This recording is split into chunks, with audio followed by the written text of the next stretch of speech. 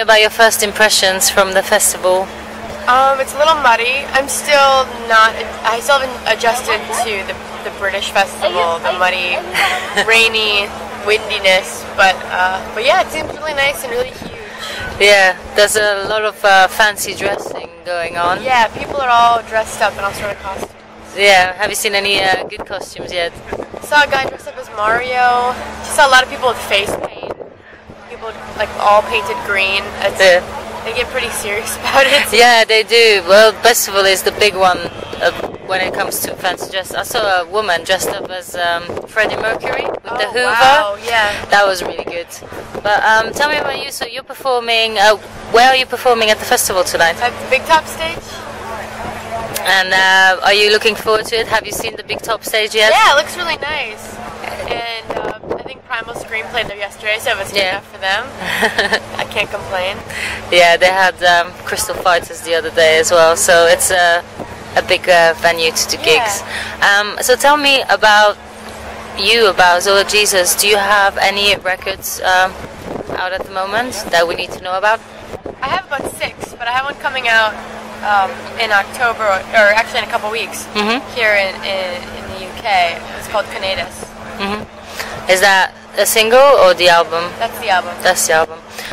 So tell me about when you wrote the album. Was it hard to write a new album? Do you find like every album is a challenge, or? Oh yeah, I mean this was probably the hardest thing I've ever done, just because I had to face so many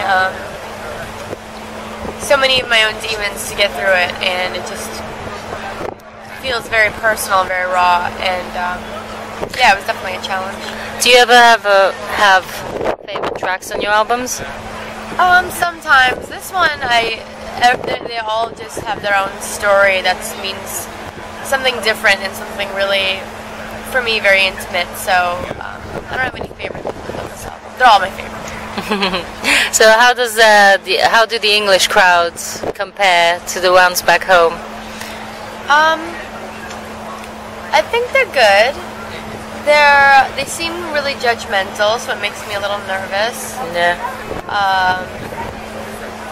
But they're good. They're good. They're good people. I suppose it's a good thing when you get a thumbs up. Yeah. Yeah. Tell me about your.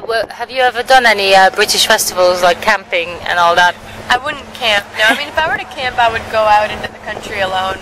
Yeah. But I don't think I can camp. What's the one thing you can live without if you had to camp at a festival? Yeah, that you would need every day. I don't know. I mean, I'm a pretty minimalist person, so I don't think I would need that much. It's amazing though, because once you are at a festival, you realize all the things you didn't really appreciate, like baby wipes or just something small, yeah, or a chair to sit down. So, do you have any up and coming dates in touring in the fall? Yeah, I'm coming back in about a week or two to play at Toynbee Studios for my record release show, and then I'm coming back again a month later to play in a Heaven. Have you played at Heaven before? No, it's my first time. It's a really iconic venue for I know, gigs. What can we expect of your gig tonight? It's probably going to be pretty windy. It might be cold. But you're going to be in a tent, so it's fine. So hopefully the tent will cut the wind and shield us from the cold a little bit. Yeah. And, well, on stage, there will be people on stage making sounds. And I will be holding a stick that you can spin.